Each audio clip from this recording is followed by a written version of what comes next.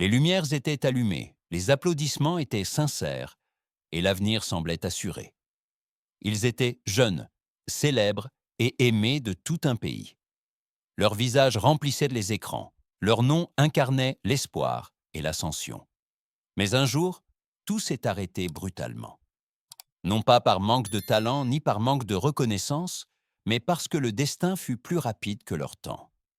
Ce ne sont pas des histoires de mort ordinaires.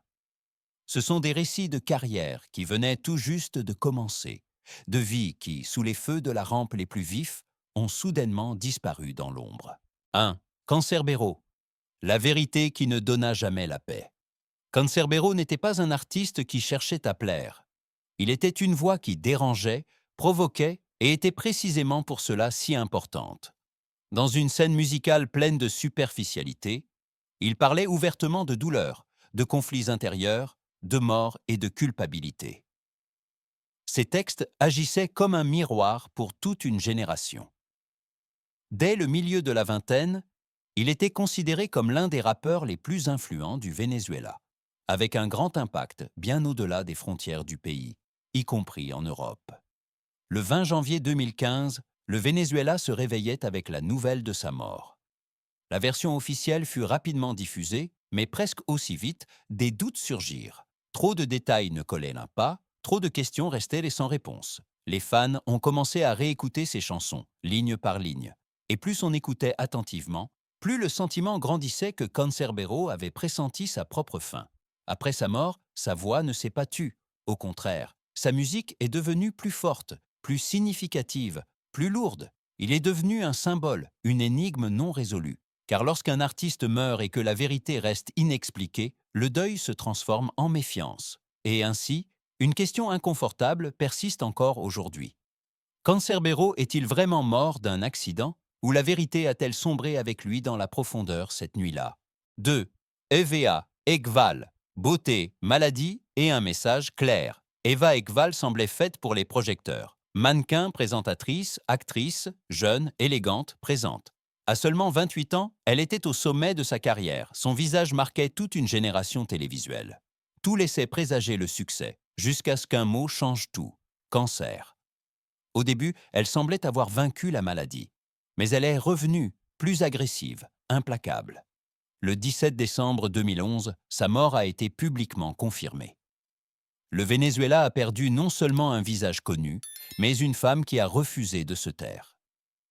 Eva a parlé ouvertement de sa maladie, a posé des questions dérangeantes et a critiqué une société qui investit davantage dans la beauté extérieure que dans la prévention et la santé. Quand elle a perdu ses cheveux à cause de la thérapie, elle ne s'est pas cachée. Elle s'est rasé la tête et a affronté la douleur avec ironie et courage.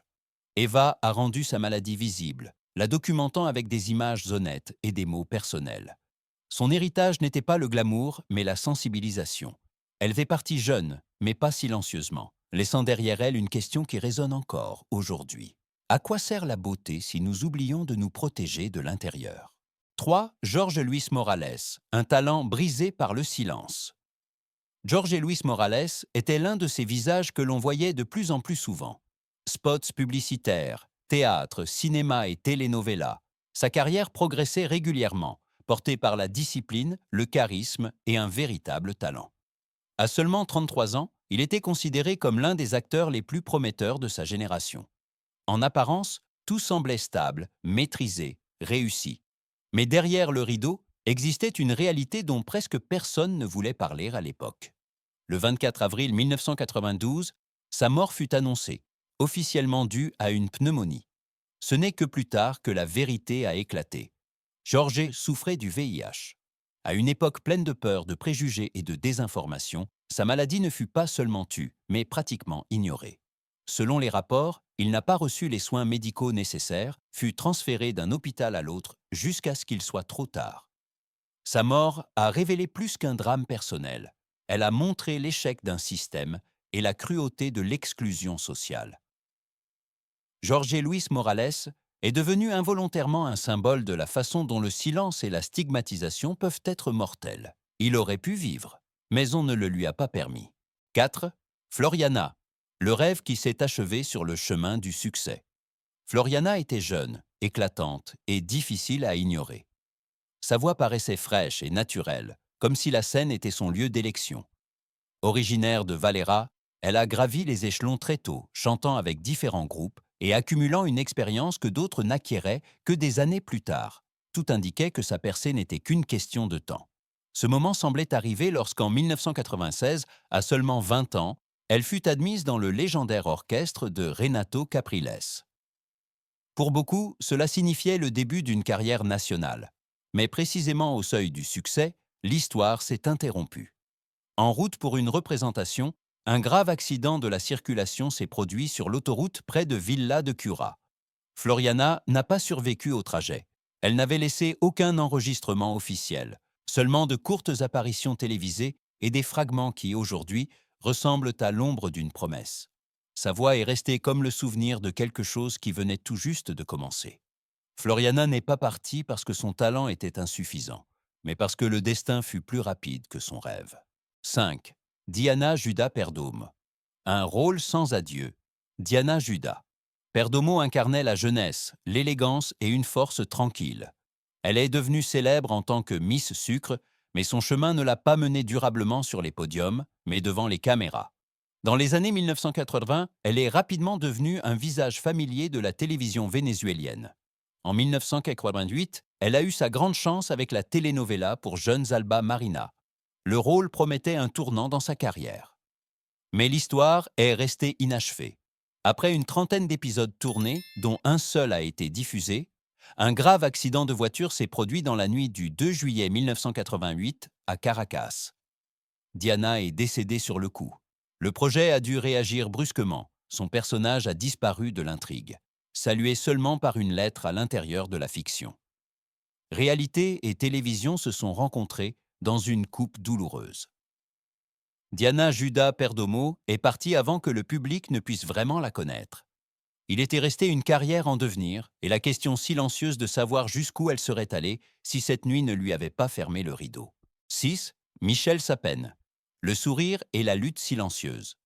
Michel Sapin était, pour de nombreux téléspectateurs, de l'énergie pure. En tant que présentatrice chez RCTV, connue pour des formats comme De Boca en Boca et Aji Picante, elle rayonnait de proximité, de confiance et de joie de vivre. Devant la caméra, tout semblait léger, maîtrisé, plein d'optimisme.